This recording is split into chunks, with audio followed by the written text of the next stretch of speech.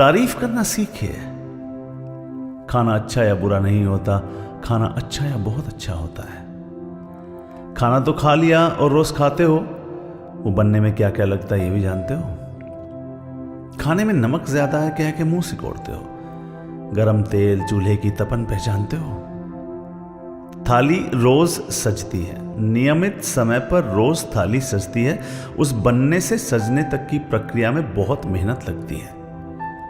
कमर की अकड़, सब्जी वाले को पकड़, उस आंच की तपन, वो कारीगर सी लगन।